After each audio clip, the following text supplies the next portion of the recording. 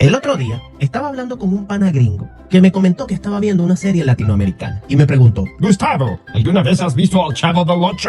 Y yo me pregunté, ¿un gringo viendo el Chavo? ¿Cómo? Me dio curiosidad y le pregunté, ¿cómo supiste de esa serie? Y entonces me respondió, ¡oh, la vi en el Cartoon Network! De pronto el tipo empezó a llorar como Kiko. Y yo decía, pero ¿cómo puede ser esto? Incluso le pregunté cómo se llamaban los personajes en inglés. Don Ramón se llama Mr. Raymond. ¡Mr. Raymond! Y seguro algunos me van a decir, Gustavo, eso es viejo, por favor. El Chavo del Ocho tiene desde el 2006 en Cartoon Network en inglés. Y además es una serie que ha trascendido a muchos otros idiomas. Y les digo la verdad, me sentí feliz. Feliz de que un gringo haya visto una serie de las nuestras. Y eso me puso a pensar en algo muy curioso. Cuando yo era niño, crecí rodeado de personajes que, aunque nacieron en distintos rincones de Latinoamérica, terminaron formando parte de la infancia de millones de personas. El Chavo del Ocho, el Chapulín Colorado, Condorito, Mafalda, todos ellos nacieron en un contexto muy local, pero lograron conectar con personas de países completamente diferentes. Y entonces me hice una pregunta: ¿por qué eso casi nunca ocurrió con la animación latinoamericana? Y si soy completamente sincero, mi infancia también estuvo profundamente influenciada por Estados Unidos y Japón, como la mayoría de las personas de mi edad. Sí, viendo Disney, Warner Bros, Cartoon Network, Nickelodeon y después, por supuesto, Mazinger Z, Pokémon, Dragon Ball, Naruto, Caballeros del Zodiaco y muchas otras series japonesas que marcaron toda una generación.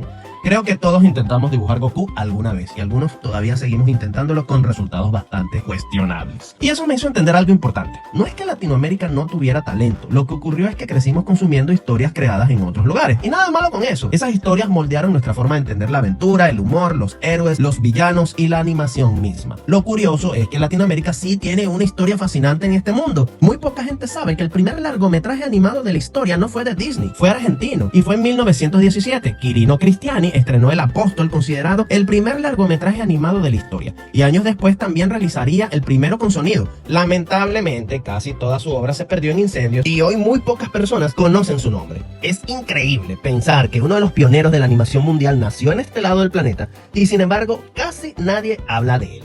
Otro monstruo fue México. Fue uno de los primeros países de Latinoamérica en experimentar con la animación. Ya en la década de 1910 existen registros de cortometrajes pioneros como Mi Sueño, realizado en 1915 y 1916, considerado por muchos historiadores la primera animación mexicana documentada. Poco después aparecieron trabajos de pioneros como Juan Artenac y más adelante Miguel Ángel Acosta, quien produciría cientos de pequeños cortos animados para la publicidad. Durante las décadas de 1930 y 1940 comenzaron a surgir estudios como ABA y Caricaturas Animadas de México, que produjeron cortometrajes originales y secuencias animadas para el cine nacional. Aunque no alcanzaron la escala de Disney, demostraron que en Latinoamérica ya existía el conocimiento técnico y el deseo de construir una industria propia. Y eso es algo que me parece fascinante. La historia de la animación latinoamericana no comenzó ayer, comenzó hace más de un siglo. El problema no fue la falta de creatividad, el problema fue que mientras en Estados Unidos y Japón se consolidaban industrias multimillonarias, en Latinoamérica muchos estudios tenían que sobrevivir entre crisis económicas, mercados pequeños y poca inversión. Aún así, nunca dejamos de crecer. Con el paso de los años aparecieron otras producciones que muchos recordamos con cariño. Argentina nos dio Alex y Valentina, Colombia tuvo el siguiente programa con ese humor irreverente que recordaba a MTV. México adaptó al Chavo a la animación, Chile llevó Condorito al cine y siempre hubo creatividad, siempre hubo artistas con ideas extraordinarias. Y Venezuela tampoco estuvo completamente ausente. Tuvimos pioneros de la animación como Pancho el Pitico, uno de los primeros largometrajes animados del país, y La Danza de los Esqueletos de 1934 de Efraín Gómez, considerada la primera animación venezolana. Seguramente algunos de mis paisanos estarán diciendo: Gustavo, estás viejo, pero no tan viejo como la animación venezolana. Y sin embargo, al igual que ocurrió en gran parte de Latinoamérica, Venezuela tampoco fue la excepción. Nunca llegamos a construir una industria capaz de producir de forma constante y competir con los grandes estudios internacionales. No nos faltaron artistas, no faltó un ecosistema que le permitiera crecer y salir de esta mierda también. Entonces, surge otra pregunta: ¿realmente a Latinoamérica le faltó talento? Yo creo que no. Creo que lo que nos faltó fue algo mucho más difícil de construir: una industria.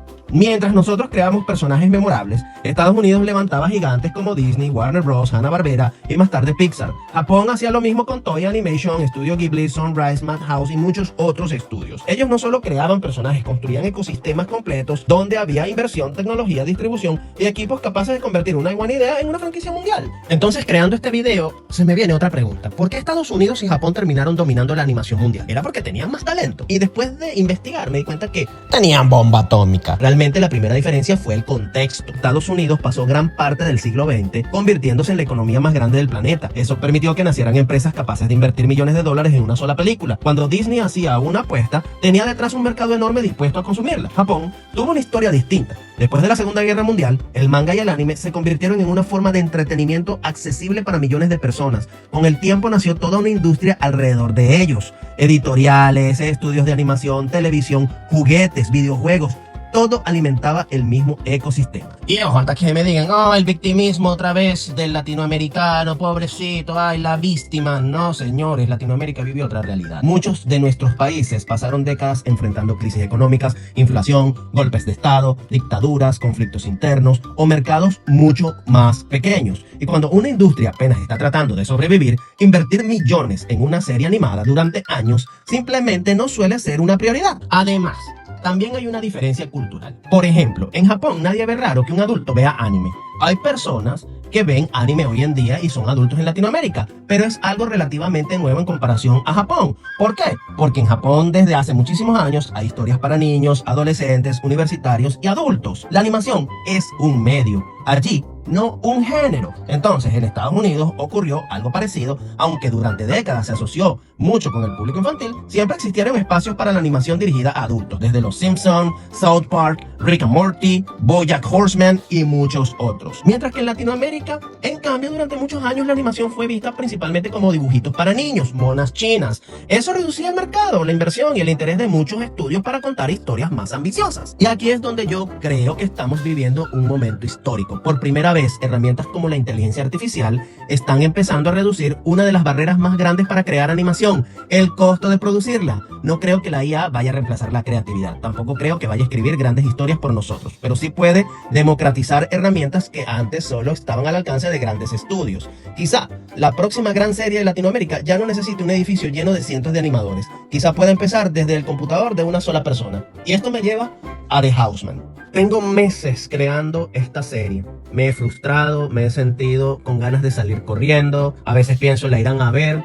No lo sé. Porque después de varios meses, uno se da cuenta de algo que quizás uno no espera aprender. Y es que, obviamente, la inteligencia artificial no es el comienzo de una serie. Tampoco que tú crees un personaje. Es la historia en sí. Créanme, durante todo este tiempo uno va aprendiendo y va atando cabos sueltos en la historia. Puede ser que tengas la mejor calidad de imagen, los modelos más avanzados, las animaciones más impresionantes y los efectos más espectaculares. Pero si tu historia no consigue que alguien quiera saber qué pasa en el siguiente capítulo, todo lo demás pierde importancia. Si hay alguien viendo este video que también quiere crear una serie, escribir un libro o desarrollar un videojuego, me gustaría darle el consejo que a mí me habría gustado recibir cuando empecé. No te obsesiones primero con las herramientas, obsesiónate con tu historia. El Chavo, el Chapulín, Mafalda, antes de ser escritos, comenzaron en la mente de genios que lograron que un día se plasmaran y hoy en día algunos son animaciones. Por eso pregúntate constantemente si cada escena tiene un propósito, si tus personajes cambian, si las decisiones tienen consecuencias, si los cabos sueltos terminan conectándose, si el mundo que estás construyendo tiene reglas claras, pero sobre todo, hazte una pregunta muy sencilla. ¿Tú mismo tendrías ganas de ver el siguiente capítulo? Si la respuesta es no, todavía queda trabajo por hacer. Y no te voy a mentir, hay días en que me saturo, hay días en que me frustro, hay días en lo único que pienso es quizás nadie vea esta serie. Que tal vez todo este esfuerzo termine perdido entre millones de videos en YouTube. Porque hoy no basta con crear algo bueno, también hay que aprender a encontrar una audiencia. Y esa incertidumbre pesa más de lo que mucha gente imagina. Pero entonces vuelvo a abrir el proyecto, veo a David, veo a César de Luca, veo a Sofía, veo a los villanos, escucho un diálogo que hace unos meses no existía, veo una escena terminada y pasa algo muy difícil de explicar. Hay una pequeña voz. Y no estoy loco. Hay una pequeña voz que me recuerda que todo eso salió de mi imaginación, que esos personajes no existían, que esas conversaciones nunca habían ocurrido y que de alguna manera ahora tienen vida. Entonces recuerdo por qué empecé. No sé si The Houseman llegará a millones de personas. No sé si algún día alguien recordará a David o hablará de esta historia dentro de 10 años. Ojalá que sí. Pero también sé que el Chavo, Mafalda, Condorito, Goku, Naruto y tantos otros personajes que marcaron mi infancia empezaron exactamente igual, como una idea en la cabeza de alguien que decidió seguir adelante incluso cuando no tenía ninguna garantía de que el mundo fuera a escucharlo. Quizás eso sea lo único que todas las grandes historias tienen en común. No nacen siendo famosas, nacen porque alguien se enamora tanto de una idea que decide darle una oportunidad. Y al menos por ahora, eso es exactamente lo que pienso hacer con The Houseman. Si te gusta este contenido y si tú estás creando algo y necesitas de alguien que tenga esta experiencia, que por sí mismo, que con sus propias uñas está creándolo, por favor, regálame un like, compárteselo a alguien que quizás le sirva. Y si me sigues, gracias, de verdad. Los espero en el próximo capítulo.